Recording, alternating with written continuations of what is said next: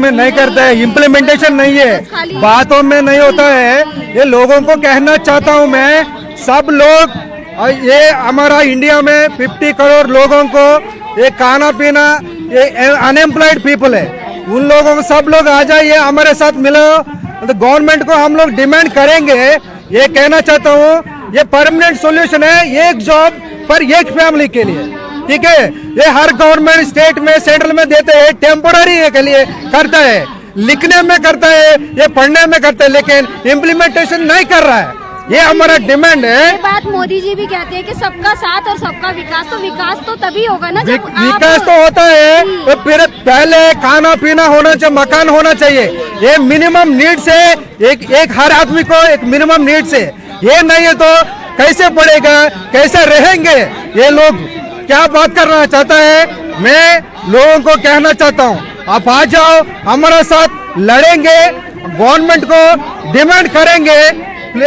मैं रिक्वेस्ट करता हूँ, अभी एक बात है, एक ही बात है, एक फैमिली को एक जॉब, ये टेम्पोररी सॉल्यूशन नहीं है, ये परमानेंट सॉल्यूशन है to eradicate poverty from India. पिछले गवर्नमेंट सालों से राजनीति कर रहे हैं, पॉलिटिक्स कर रहे हैं, लेकिन पॉवर्टी निकाला नहीं अभी तक क्यों? अभी कांग्रेस गवर्नमेंट और मोदी का बीजेपी गवर्नमेंट भी किया है, लेकिन कुछ ना इम्प्लीमेंटेशन नहीं कर रहे ग्राउंड लेवल पे। हम ग्राउंड लेवल पे इम्प्लीमेंटेशन करने के लिए, ग्राउंड रूट्स में हम लोग इम्प्लीमेंट करने के लिए ये धरना करना चाहता हूँ। Thank you so much. Andhra Pradesh को लोगों को कहना चाहता हूँ, मेरे भाई और बहनों, हमारे साथ आ जाइए। ये रिपब्लिकन कांग्रेस पार्टी इनॉग्रेशन हुआ है अप्रैल 14 अम्बेडकर जयंती का दिन में, अभी तक कुछ दिन नहीं हुआ।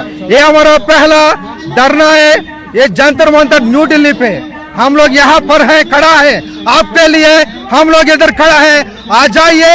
हम लोग फ्यूचर में सभी स्टेट में असेंबली को मार्च फास्ट करेंगे। जय हिंद। सर आप बोलेंगे? हाँ, मैं कहना चाहूँगा, नाम बताइए। मैं डॉक्टर ओम प्रकाश शर्मा बोल रहा हूँ।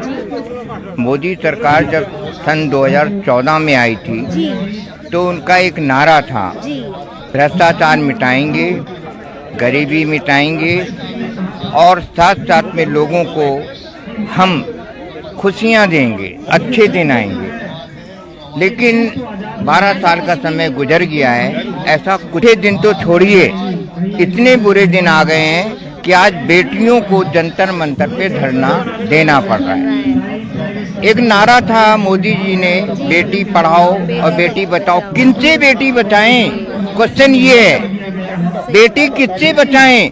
उन नेताओं से, उनके पास एजुकेशन नहीं है, उनके पास शिक्षा के साधन नहीं है, उनके पास रोजगार नहीं है। हमारा एक मुद्दा है, नाम क्या है? मेरा नाम राजीव जोसेफ है। हम हमारे पार्टी के नाम है रिपब्लिकन कांग्रेस पार्टी। सर आज इतनी भारी तादाद में आपको जंतर मंतर किन मांगों को और किन परेशानियों के कारण आना पड़ा? मैडम, ये पूरा देश का इश्यू है पॉवर्टी। पॉवर्टी एराडिकेशन के लिए हमारा सरकार, केंद्र सरकार और स्टेट सरकार कुछ नहीं कर रहे हैं। अनएम्प्लॉयमेंट है, आपको मालूम है, ये पूरा इंडिया में मोर देन 50 करोड़ लोग, कुछ काम नहीं है, मतलब प्राइवेट में भी काम नहीं है, सरकारी काम भी नहीं है। कैसे खाना मिलेगा? पैसा कुछ नहीं है। हमारी सरकार का सारा पैसा नेता और अभिनेता और विधायकों के लिए पीछे ही खर्च हो जाता है। अरे यार, जो आम जनता है वो खाली बेकार पड़ी हुई है। ये आप अगर देखो, वो काम करती है तो उनको पेंशन तक नहीं देते हैं, रोजगार नहीं देते हैं। क्या कहते हैं आप अपनी सरकार से और क्या कहना चाहेंगे? ये सरकार एक घर में एक आदमी को कम से कम एक आदमी को काम देना है, एक घर में एक आदमी को कम से कम अकॉर्डिंग टू हिज और हर एजुकेशन, एक काम देना है।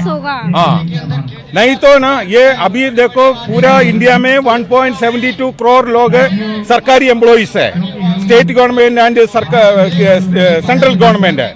बाकी लोगों को कुछ काम नहीं है। 50 करोड़ लोगों को काम है, वो प्राइवेट में अपना बिजनेस है, प्राइवेट जो भी है, सर, आप लेकिन कहाँ 50 से? करोड़ लोगों को कुछ काम नहीं है। कहाँ से आए हैं सर आप? हम लोग इधर दिल्ली वाला से है, दिल्ली वाला है। तो किन मांगों को लेकर आज धरने में बैठे हो आप?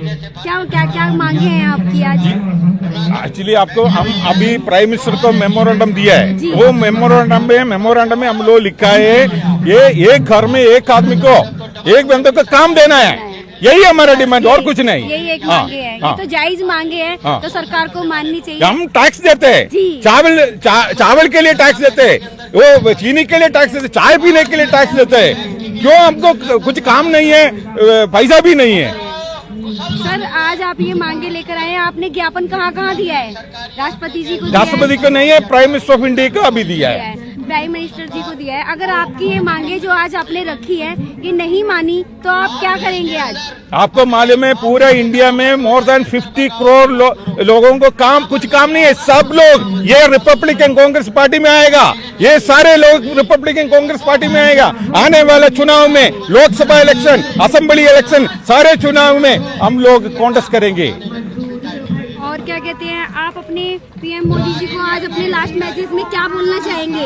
ये पीएम मोदी जी को हम लोग अभी मेमोरेंडम दिए है, ये ऑलरेडी उसमें लिखा है एक घर में एक आदमी को कम से कम एक आदमी को काम देना है, बस। चैनल के माध्यम से आप पूरे समाज को क्या मैसेज पूरे देंगे? समाज को, पूरा समाज ये ना, आपको मालूम है पूरे इंडिया में कितना लोगों को काम है? 50 करोड़ से ज्यादा लोगों को काम नहीं है। ये सब लोग हमारे पार्टी में आना है, रिपब्लिकन कांग्रेस पार्टी में आइए। ये सरकार ये ऐसे प्रोटेस्ट करो। आज हम लोग शुरू किए, साइबर वॉर शुरू किए। ये पूरा देश में 28 स्टेट्स में हमारे साइबर वॉर अभी शुरू हो गया। 1 मिलियन लोग इसमें पार्टिसिपेट करेगा। सर आगे क्या कहते हैं, जब धरना करोगे तो वो लोग यहाँ आएंगे? आएगा, सब लोग आएगा। आप देखो अभी इतना लोग है, बाद में देखो हम लोग इधर ही है, दिल्ली रहने वाले हैं, इधर बहुत लोग आएगा, दिल्ली में आएगा। पूरा देश में हर स्टेट में सेक्रेटरीट धरना भी हम लोग ऑर्गेनाइज करेगा। सर मोदी जी कहते हैं बेटी पढ़ाओ बेटी बचाओ, यहाँ तो बेटियां ही दुखी हैं, तो इस बारे में आप क्या बोलना सबसे चाहेंगे? पहले खाना दे दो, जी। हाँ, उसके बाद बाकी खाना दे दो सबसे पहले। मोदी जी का तो ये बहुत बड़ा नारा है कि बेटी पढ़ाओ और बेटी बचाओ। जब बेटियां ही दुखी होके यहाँ पर आई हैं तो में है जी स्लोगन इन मांगों को लेकर, तो अगर आपकी आज ये बातें जो रखी हैं आपने पीएम मोदी जी के आगे, उसकी सुनवाई नहीं हुई तो आगे आपका क्या रहेगा?